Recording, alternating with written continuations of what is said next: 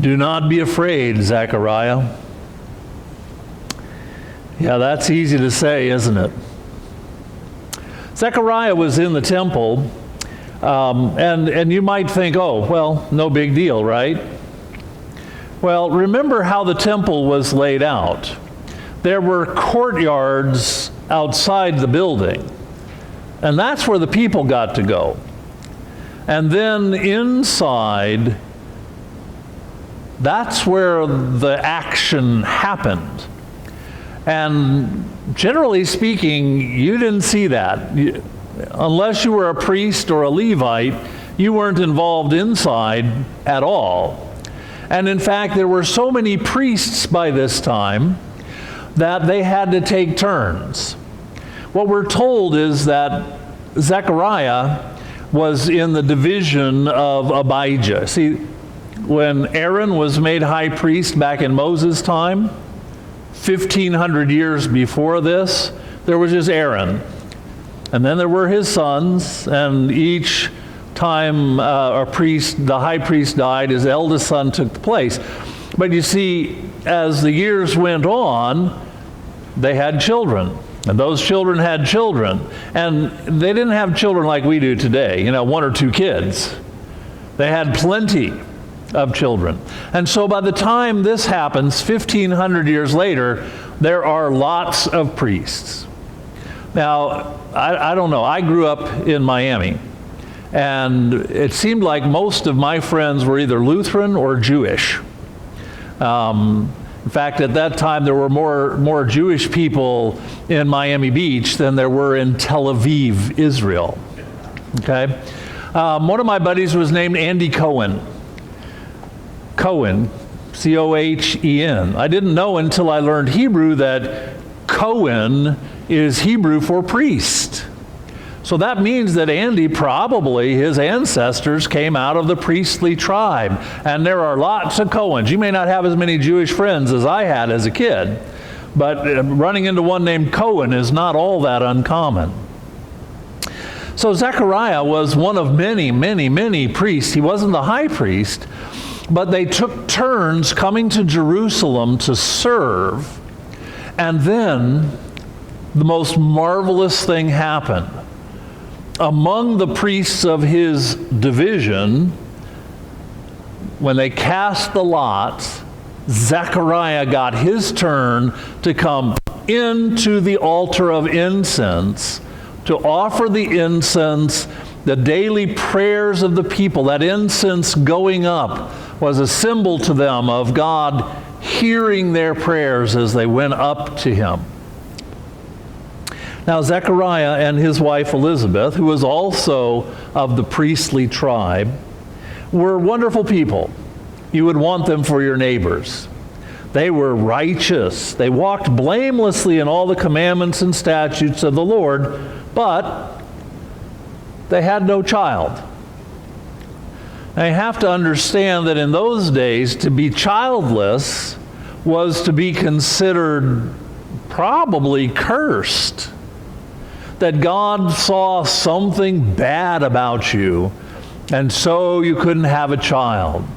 Do you remember that back in the Old Testament, way back, now we're going back 2,000 years before Jesus, that Rachel, although Jacob loved her very much, had no child. And she finally got so frustrated, she said, "Give me children or I die."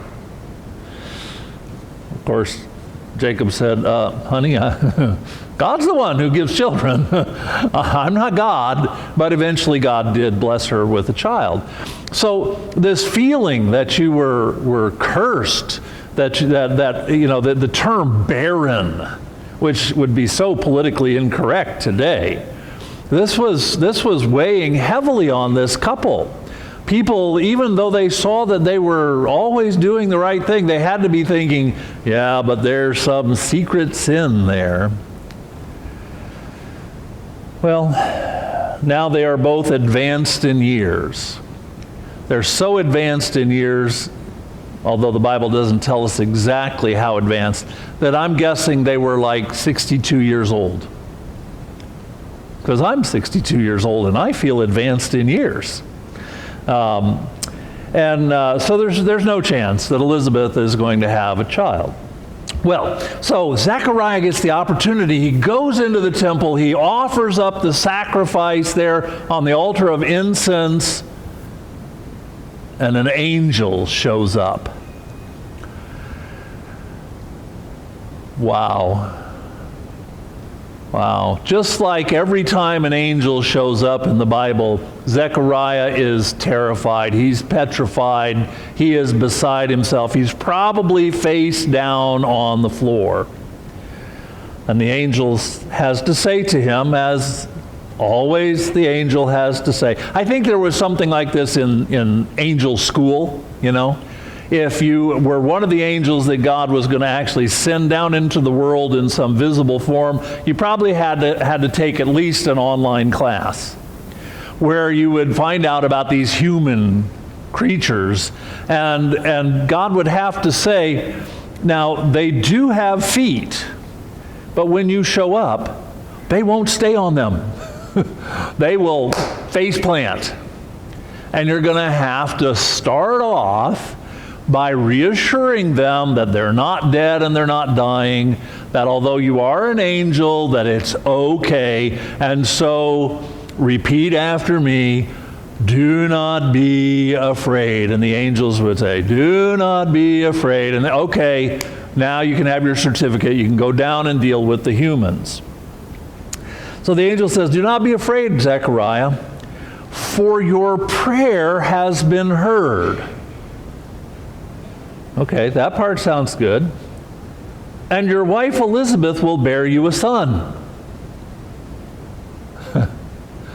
I don't know if you've thought about this, because you probably haven't heard this read in church. You probably just remember this story from Sunday school. And for some of us, Sunday school was a long time ago. What does that mean? Zechariah got his chance to go into the temple. It might have been the only time during his lifetime. I don't know how often they got this opportunity, but it could have been the only time in Zechariah's lifetime that he got to actually go in and offer up the prayers of the people. And as he did, he was praying himself. And he was praying that he would have a child. Now, there are some stories in the Bible of people being pretty persistent in prayer. But here's a guy probably in his 60s whose wife is also, well, see, he doesn't say his wife is old. He says, I'm an old man and my wife is advanced in years. That, of course, was in case he ever got quoted, you know, that he wouldn't actually have said Elizabeth is old, right?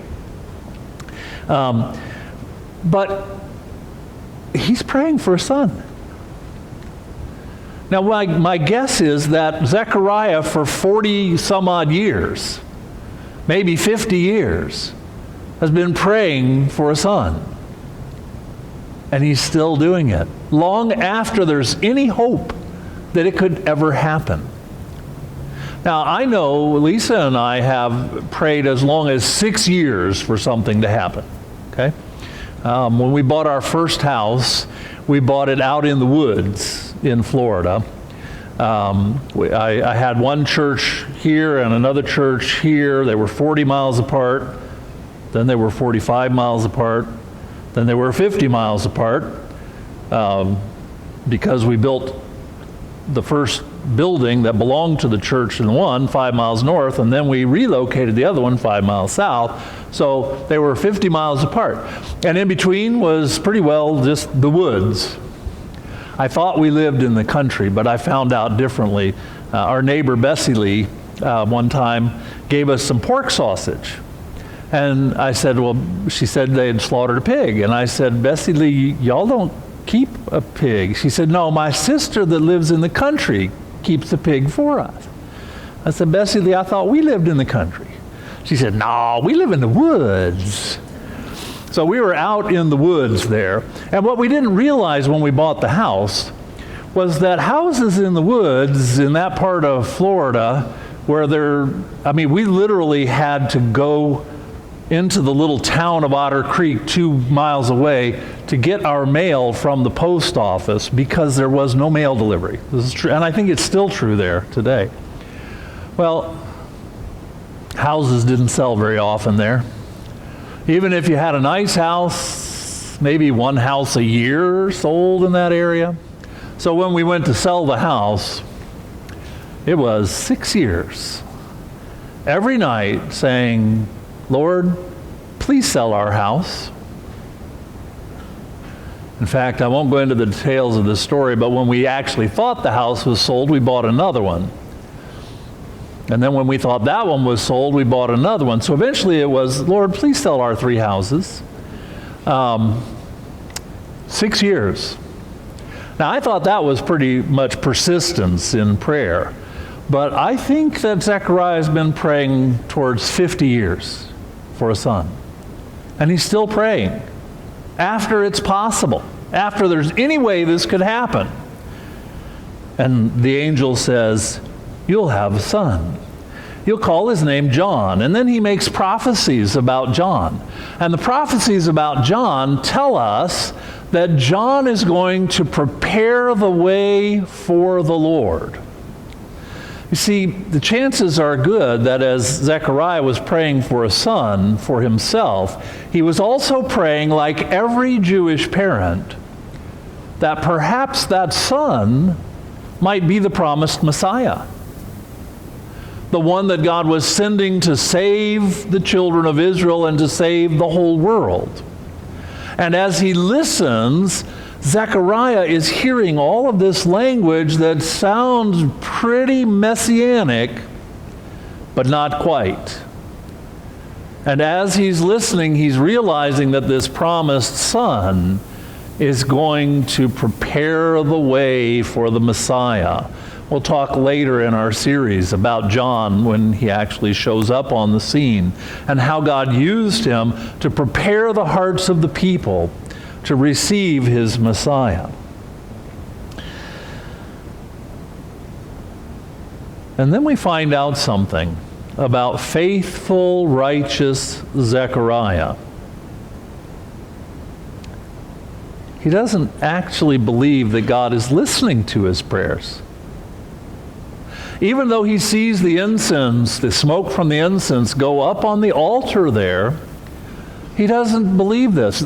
Zechariah has turned this prayer into just kind of a form. And Lord, please send us a son.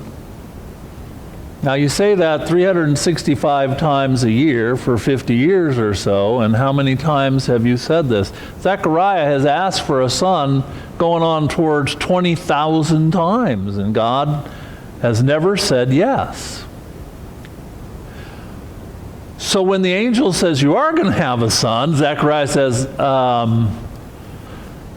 could you give me some way of knowing this?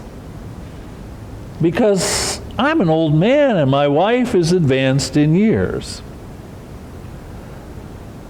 Now, so if Zechariah is asking for a sign, don't you think that the angel is enough of a sign?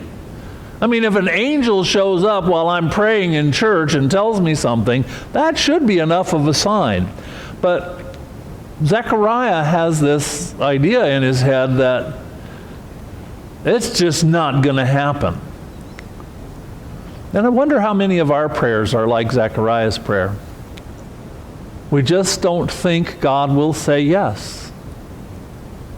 We just assume that everything is just going to keep rocking along the same way it has been. Just kind of, oh well, same old thing. I'm just kind of picturing Eeyore as I think about this. I think that our prayers, even from people who are known to be faithful people, might not be so faithful. If we're asking for something that cannot be, forgetting that God has said, and we'll encounter it again in the next couple of weeks here, with God, all things are possible, including older folks who have passed childbearing years having a child. And I love the angel's answer here, because the angels always have kind of the same humorless approach. It's possible that the angels have a sense of humor, but if they do, it's so dry that no human has ever detected it yet. He says, I'm Gabriel. I stand in the presence of God, and God sent me to speak to you and bring you this good news. Isn't that enough? You've got one of God's right-hand angels here telling you, and that's not enough for you?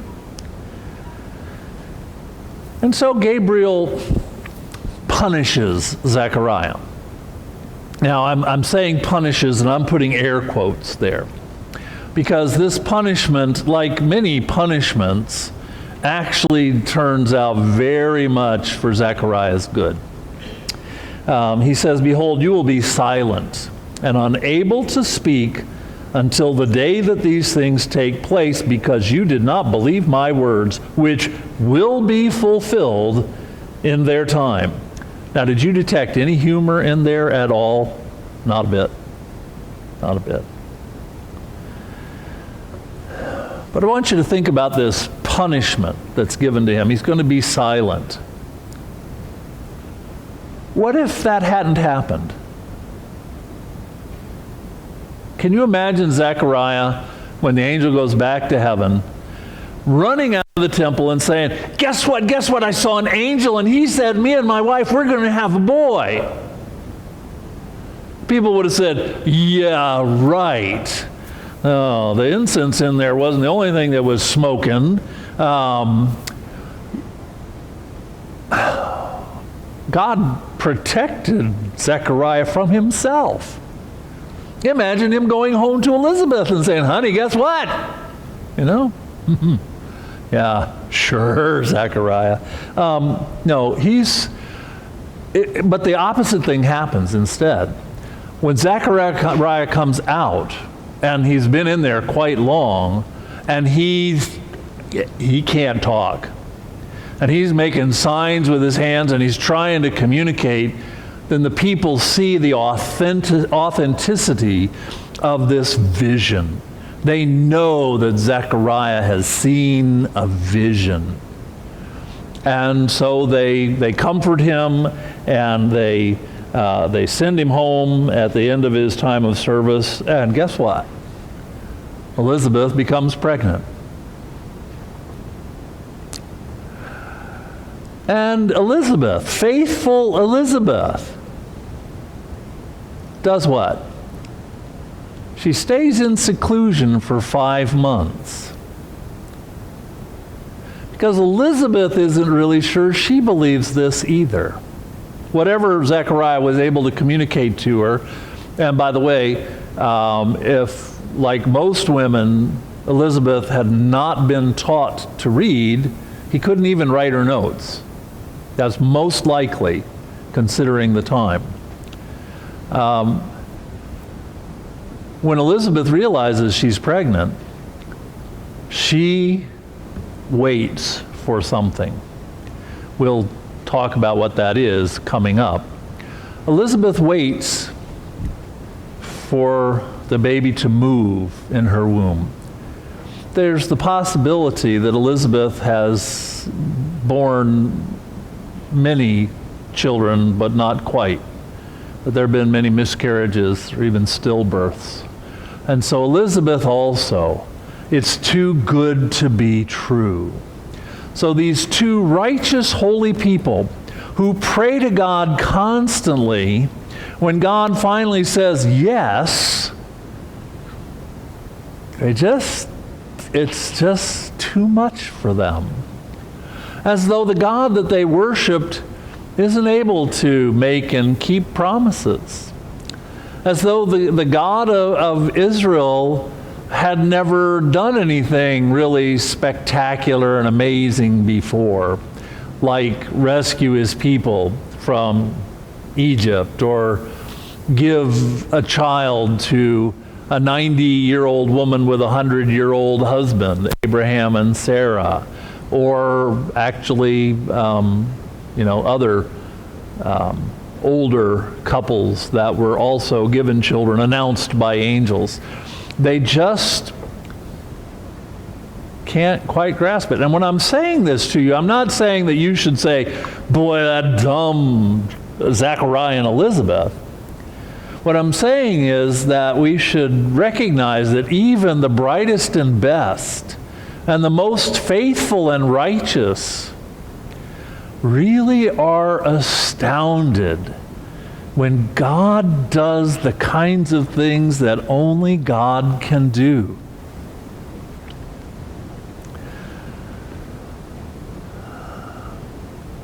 So I said that our sermon series here would be about preparing our hearts for Christmas, right?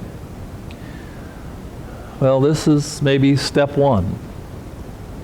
To believe God's promises, even when those promises seem too good to be true. And even when your own experience has indicated that God's not going to do this. See, as Christians, when we talk about our faith calls us to believe what we can't see, what our reason would say no to. Our faith calls us to believe in resurrection from the dead, even. So how do you pray? And are there things that you have given up praying for that maybe you just ought to kick that back in? Something that just can't be, something that's totally impossible. And everybody agrees that it's totally impossible.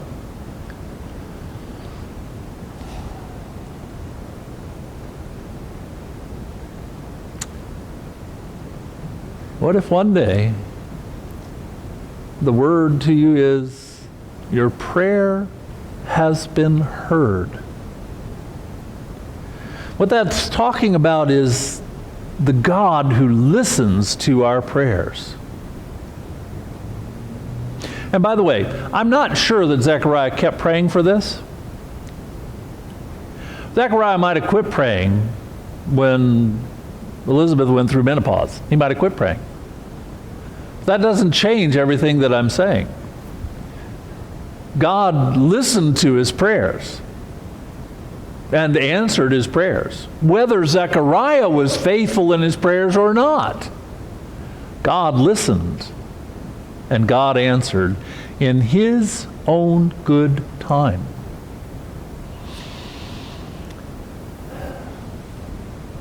So what are you praying for during this Advent season?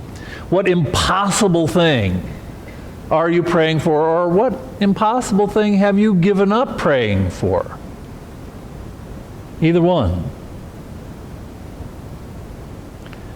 God listens. He hears. And he loves you. And he's providing for you. And in that knowledge, then, you and I let our prayers ascend to God like the evening sacrifice. In the name of Jesus, amen.